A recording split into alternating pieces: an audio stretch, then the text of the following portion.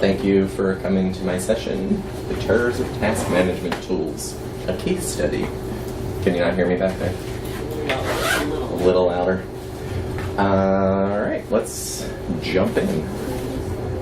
So I'm mgubicza. I am the Senior Project Manager at Zivtech. We're a small-ish dev shop in Philadelphia. I have my master's in library science, which has absolutely nothing to do with what I do for a living. And this is my first time here, so thanks for coming. All right, so what we're covering today, we want to talk about how to choose a system for your company needs, managing competing priorities, and making the change and championing a positive transition. That's my big focus point here today, is being the champion. So, a little background. So, in the almost 4 years that I've been at Zivtech, we have now transitioned through 3 different task management systems, which is a lot to have happen in a very short amount of time and can be very disruptive. So we started off when I was there, when I first started, with Unfuddle, which you may or may not be familiar with, and a custom extranet that we built in-house. We then, less than a year ago, moved to LiquidPlanner, and now we're on Jira using plugins, and it's going very well. So, to start, in the beginning it was Unfuddle and the extranet. Both had positives and negatives.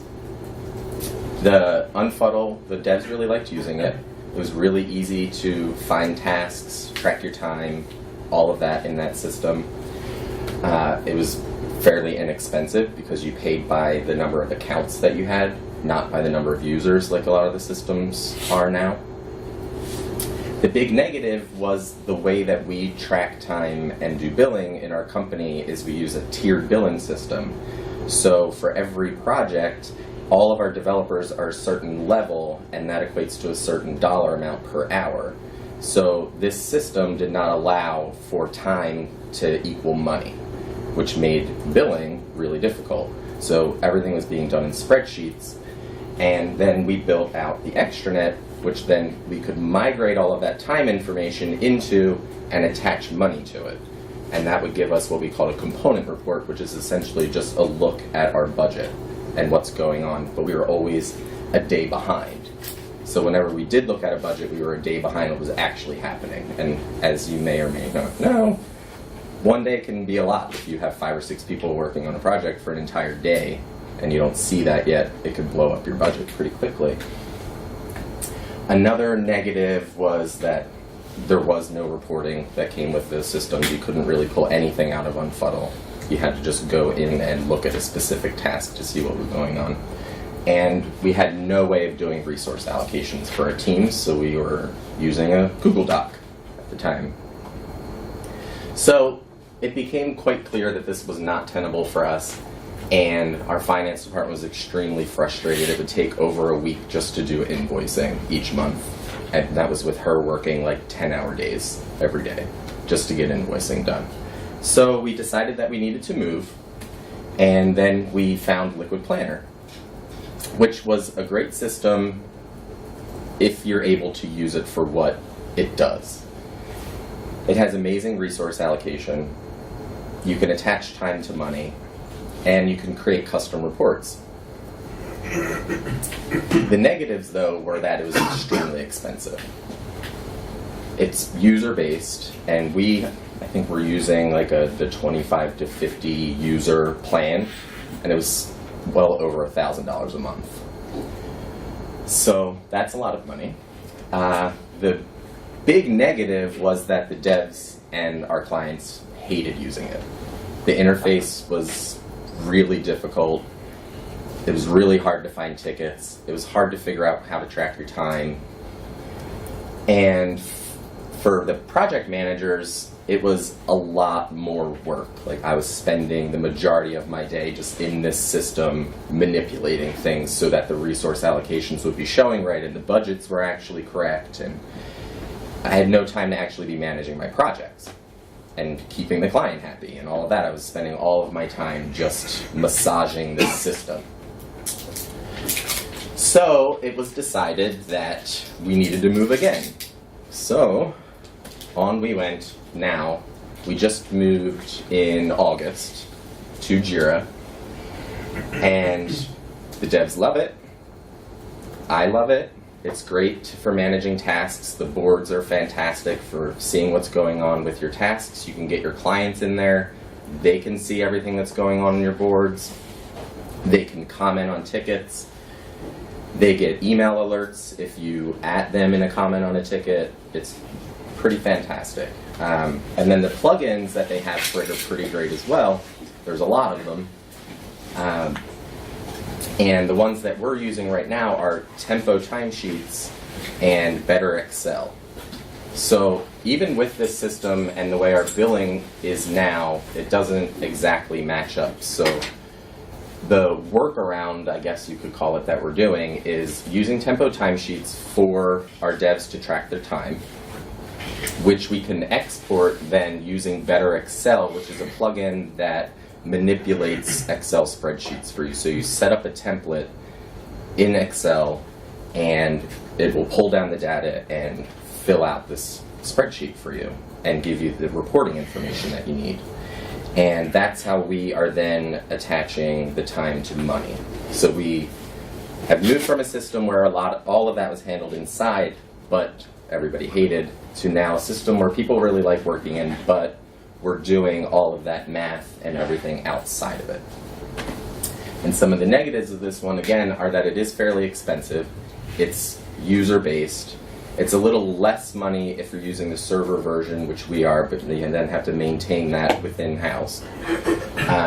The setup for this was really difficult. Jira is extremely customizable and not the easiest thing to navigate. We ended up having to hire a consultant to help us out through the process, and it was very time-consuming. Again, the reporting without the plugins is really limited, so you have to find what works best for you if you're needing to pull these reports out. So that's where we are now. And then here's a fun little graphic of kind of weighing the pros and the cons of where we were. So like I said in Unfuddle, and the extranet time tracking was low, the devs liked it, reporting wasn't very good, and the cost was low, but those were the only positives. You can see LiquidPlanner was mostly negatives, and now with Jira we're mostly happy. But nothing's perfect. So choosing a system. This is what I have figured out through all of this process as the best roadmap to accomplishing a move. You want to start off by identifying who the users of this system are for you. So for us in particular, we had our developers, we had our PMs, we have our clients in there, and we have our finance department. So these are our main user groups. So what we needed to do was essentially do user interviews with these groups. I kind of think about this now as like managing a website project. You need to do your user interviews, you need to do some discovery in the beginning and find things out. So what's working and what isn't. If the bad is outweighing the good, then yes, it's time to move. So some things to consider while you're doing these interviews and thinking about what type of system that you need. Do you need to track money? Do you need to track time? Are you just using this to manage tasks and it doesn't need to do anything else? Everything's just self-contained in Jira or whatever system you're going to use. Does it need to integrate with other systems? Do you need it to work with HipChat? Do you need it to work with GitHub? Like the next one, does it need to integrate with a repo? Do you need it to be a CRM? Do you want this to be the place that you go to for all of your client information as well and where you're keeping client notes? Do you need this to do resource allocations for you? And then, again, what type of reporting do you need? I think these are all the major things to consider when you're doing this.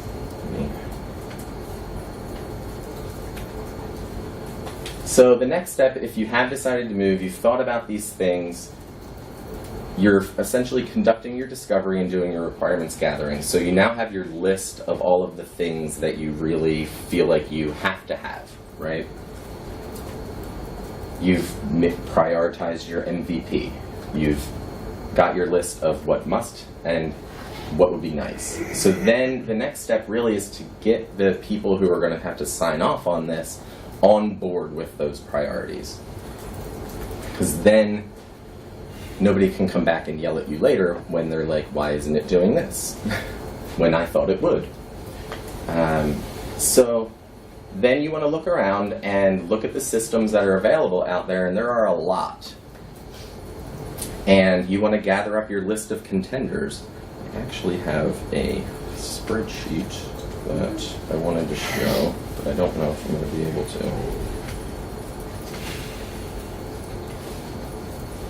Let's see. Well, I can show it to you later. It's not a big deal.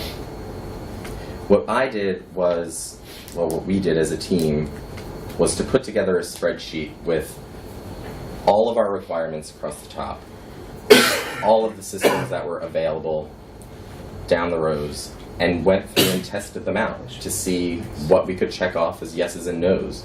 And then we came up with the top 3. I think we had Maven Link, 10,000 feet, and Unfuddle when we did, or LiquidPlanner when we initially did this. Those were our top 3. We signed up for demos. We had people on our team go in, put in fake projects, play around with it, and see what worked best. And then we chose a winner and put together a timeline for implementing all of this. So the next step in this was managing this big change, because it is a really big change and it's really disruptive to your team. So I recommend finding someone, so in your group of users, there's a most important group, right? And for us, it's the developers. They're the ones who are in this system the most. They're the ones who are billing and making the company money. So you need to find somebody in that user group who's going to champion this and be your cheerleader for you and help you get everybody on board. And I also recommend finding somebody on that system's support crew who you can get their email address and you can get their phone number, because you're going to need help when you're setting all of this up. And having somebody there easily accessible makes that a lot easier. Some of the pitfalls to think about. So a big one for our first move from Unfuddle to LiquidPlanner was that we wanted to migrate all of that historic data from Unfuddle into LiquidPlanner so that it wasn't lost. And that ended up being a huge project that required one of our senior developers to spend a couple of weeks building a script to move all of this information over. That failed and failed and failed and failed until it finally worked.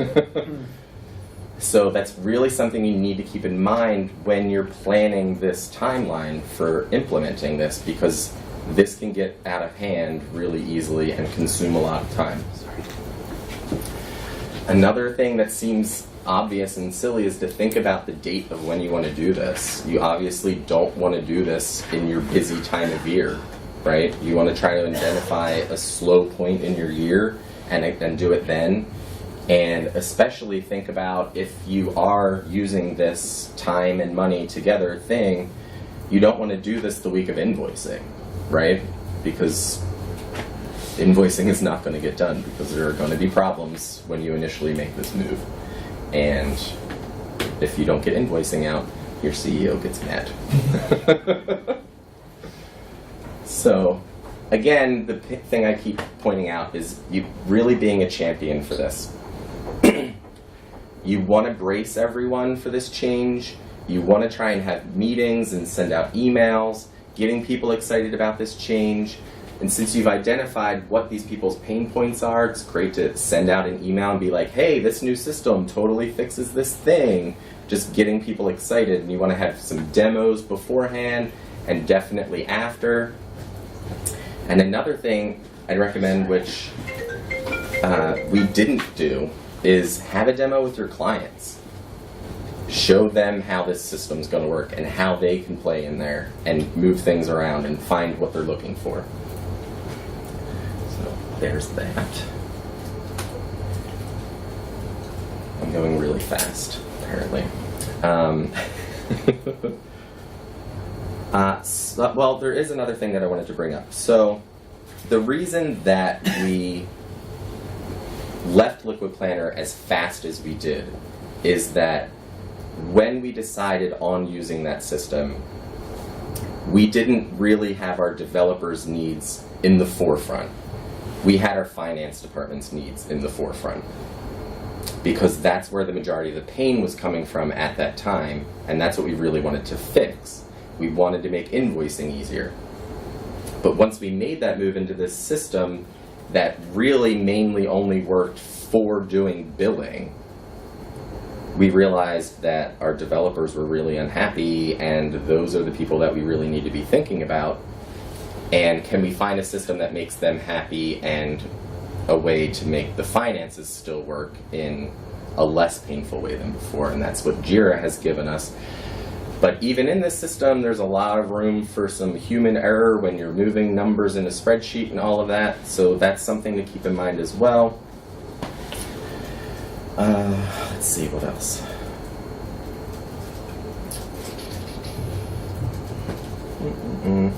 So some of the cool things I can mention about Jira that we really love is, like I said, better Excel and Tempo timesheets, but also that it integrates with HipChat if you guys use that. I think it also integrates with Slack, which makes it really great for communicating with your devs about tickets. Makes everything a lot more transparent than where we were before, which is wonderful. The devs can see what's really going on with the ticket, how much time they've spent on it, how much time is left on it. It really helps to prevent with going over budget on tasks. And one of the major improvements that we've seen, and from a project manager side I love, is I almost never have to tell people to track their time anymore. Whereas before, every morning, I would have a list of, I got to the point where I was publicly shaming people just in the main chat room in HipChat, and I got yelled at, and I'm not allowed to do that anymore. So I have to individually shame everyone who doesn't privately track their time.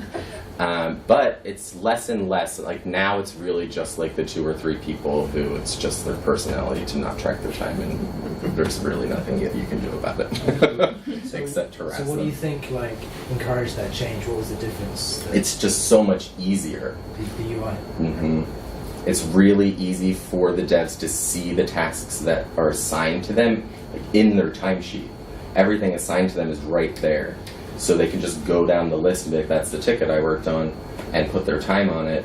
And it also has the ability to do a timer. So if they're in a task, they can just hit work, and then it automatically tracks their time for them. And what I love about that, well, with all of it, with tracking time in this system, is that it forces them to put a description of what they did on that time before they can hit save, which I love, because, you know, people are like, what did you spend that 4 hours on? And if they just hit 4 hours and done, they don't remember what they did a week ago in those 4 hours. So I love that about it. But then that also, you have to think about making them actually put good descriptions in there and encouraging that, because some people will just put work. I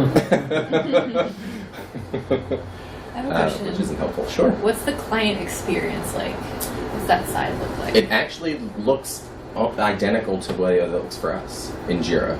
So they can go in, if they're using a Kanban board or an Agile board, they're seeing it the same way that we are.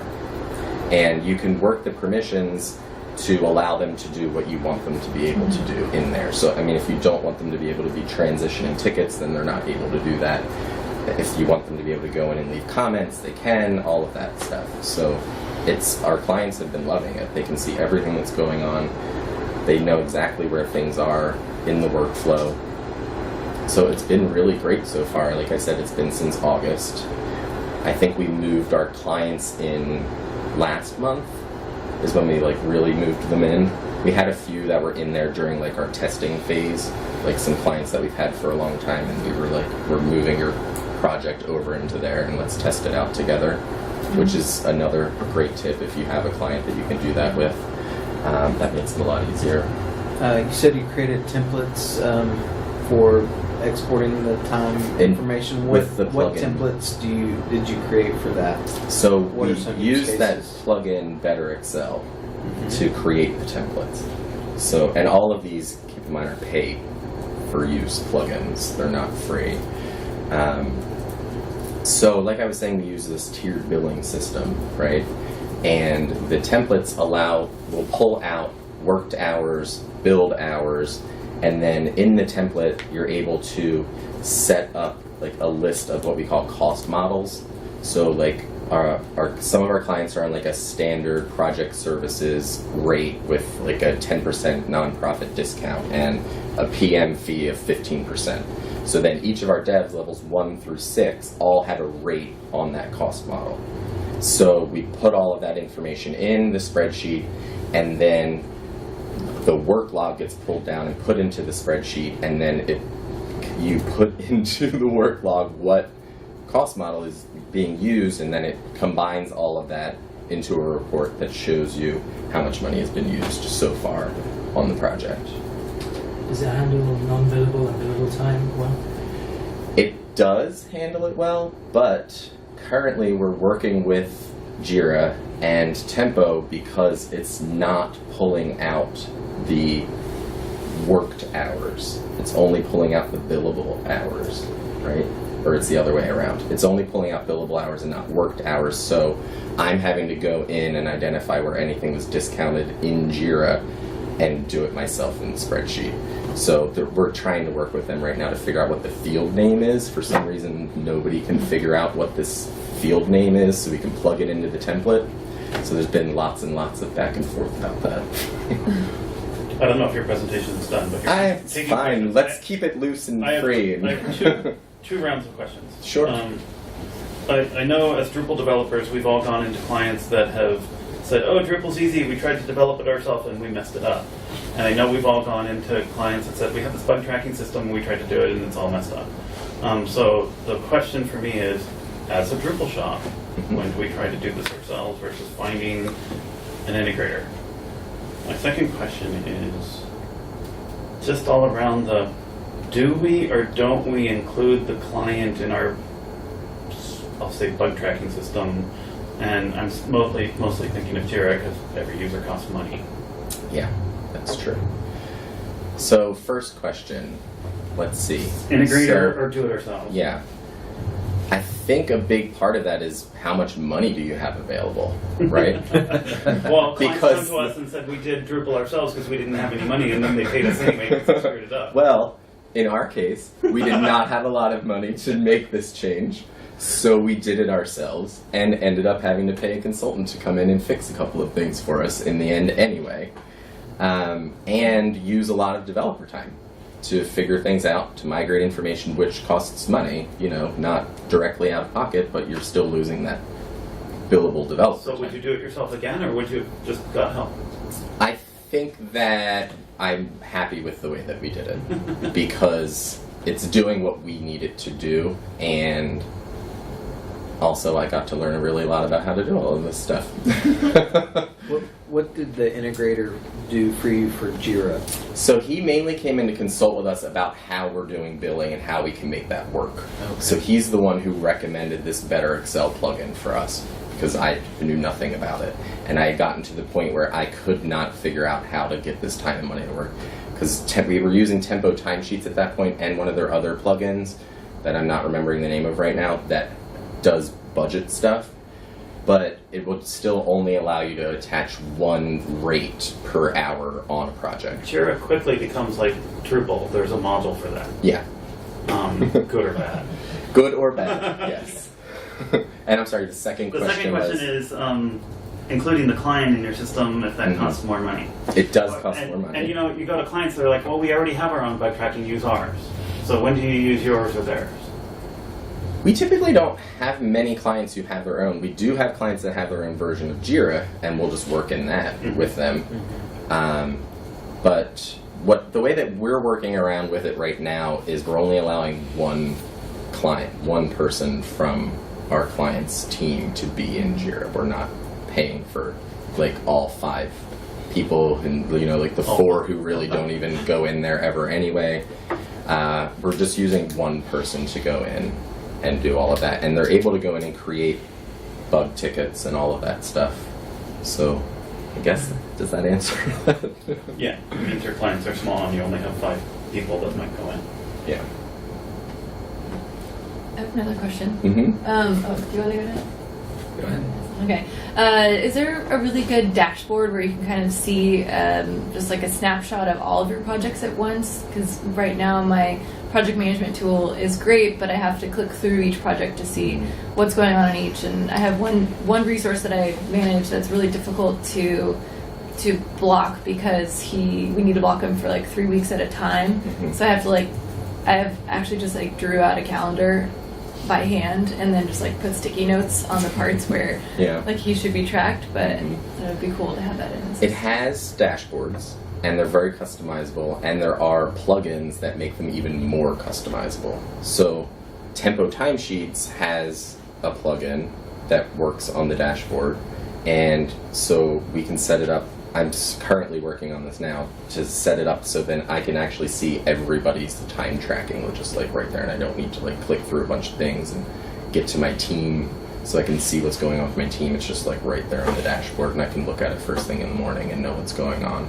So yes, the dashboards are super customizable. Cool. Was your question more related to forecasting though, like projecting time allocations for resources? Yeah, I mean both. We use a different system. We use Jira and Tempo timesheets.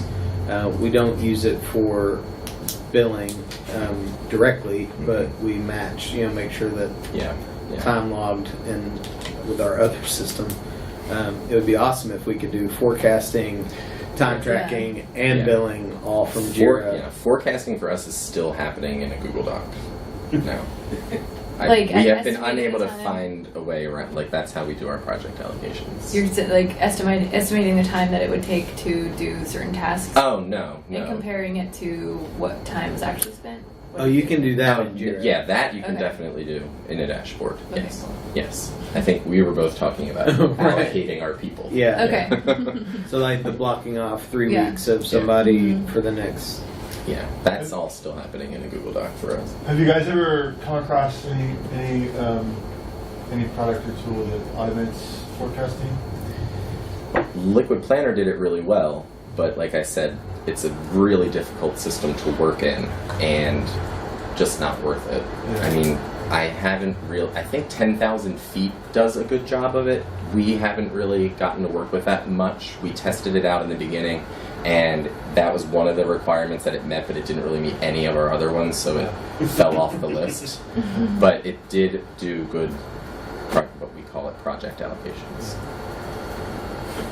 You mentioned devs a lot. How does Jira work managing non-dev tasks? Like, do you guys do IA and discovery and all that stuff? I mean, we even have our administrative staff in there tracking their days because we use Tempo timesheets to do our payroll. Like we pull down the report from Tempo timesheets, and that's how we do payroll. So everybody that works for us is tracking their days in there.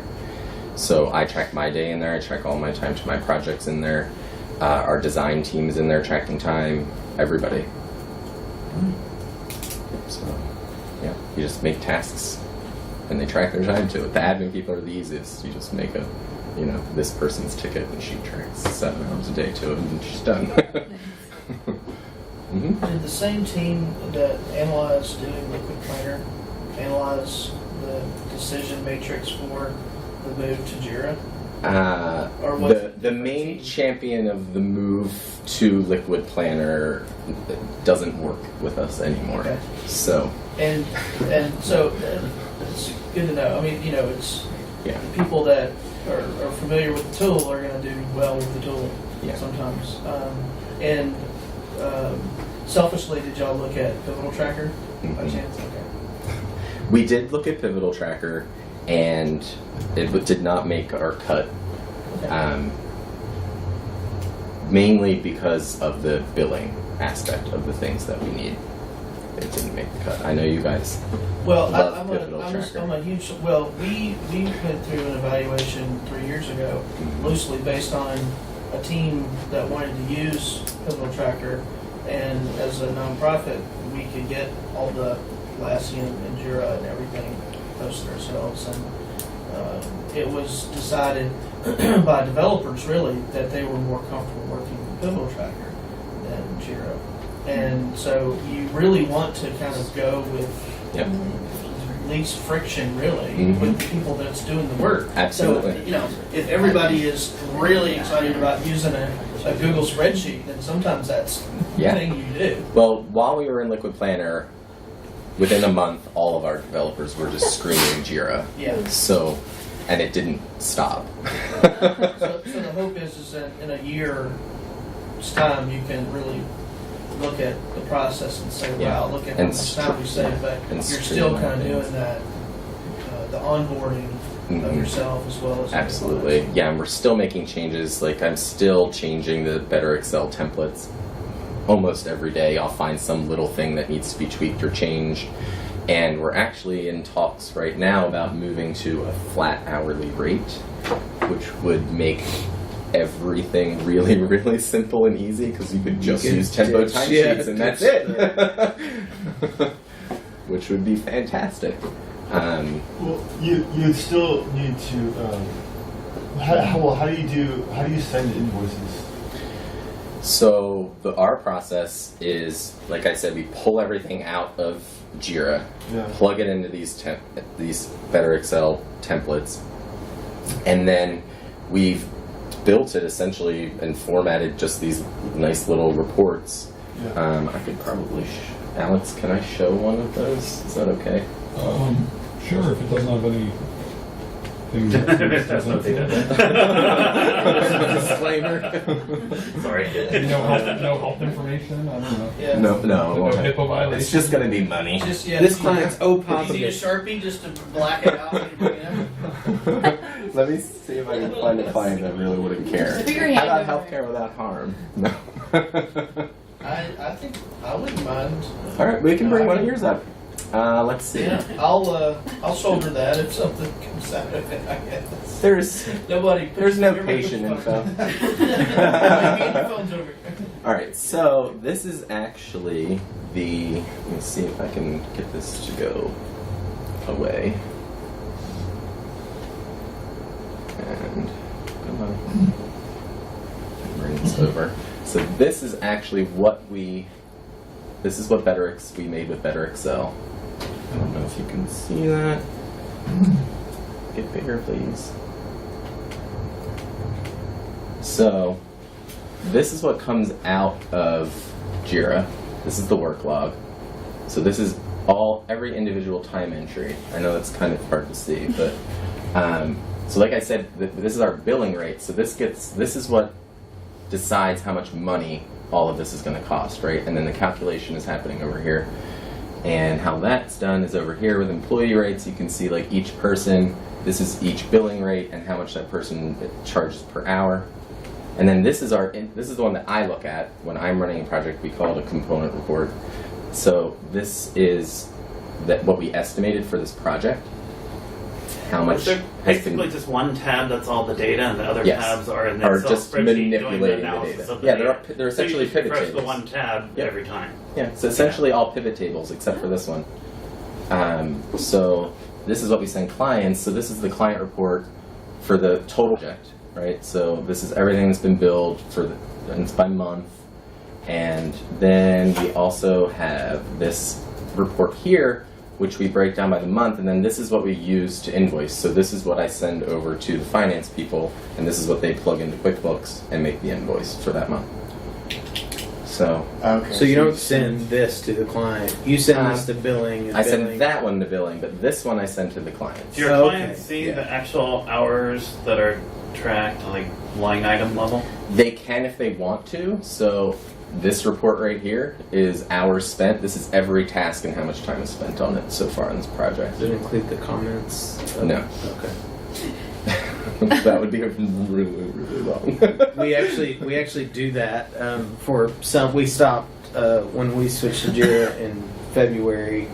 We had been sending every client at invoicing time, here's your timesheets, and it would include the ticket number, the title, the description of the work log. So some of them would be really lengthy.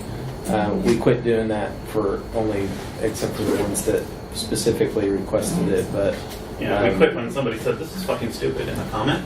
yeah. And the client saw it. Yeah, no doubt. Yeah, we try really hard to tell our developers to But I can never see- do that.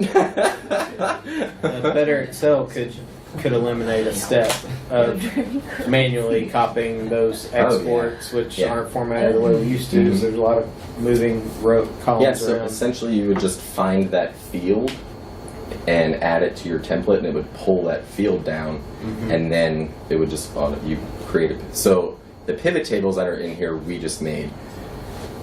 Better Excel just creates that work log tab where all of the data is. So you're at the top in the template, putting in all of the fields that you want to pull out of Jira. So it's like the user, the amount of time, all of that kind of stuff, which task number they were working on. Just all the things that you think are important to report on. But you can take things out and add things in to customize them the way that you want. Excel has something called web query. It can actually just make a query and pull data down rather than pushing to it. Do you use Confluence at all in your workflow? We do not. We have some clients that we use it with, but we don't use it currently. We use GitBooks a lot to put together manuals and things like that. Yeah, how good is the integration between Jira and Tempo? So when you see a ticket in Jira, does that summarize the time that's been spent on that? It does. So the Tempo plugin puts in a time tracking line in the ticket, so they're tracking their time right in the ticket, and it's Tempo, and it pulls down from the estimate that's on the ticket and everything. So it shows the total was missed in. And there's a work log at the bottom too, little tab that you go to, and it shows all of the time entries that have been done on that task. It's pretty great. We're getting close to out of time. Any other questions? So takeaways. A big one for us, like I said that we learned with LiquidPlanner, don't try to force the thing to be what you need it to be. Try your best to find something that is actually what you need it to be, because building these kinds of workarounds just cause a lot of frustration and can make room for a lot of mistakes to happen. As I was saying, identifying your user groups, you want to identify their pain points. You're not going to make everybody happy, but I think identifying the main group that you need to make happy and trying to get something that's going to keep them happy, but then making sure that you identify some pain points that you can fix for everyone so that everybody feels like their thoughts and everything have been taken into consideration, I think is really important to keeping everybody in a positive state about all of this. So yeah, I think that's it. I don't know what our booth number is, so I just put an X there. Somewhere up there. It's one tiny room. I'm sure you can find us. We are Zivtech. That's it. Thanks, everybody. Michael, link to your slides. I need to PDF them, and I will get that. Thanks, everybody. Thanks.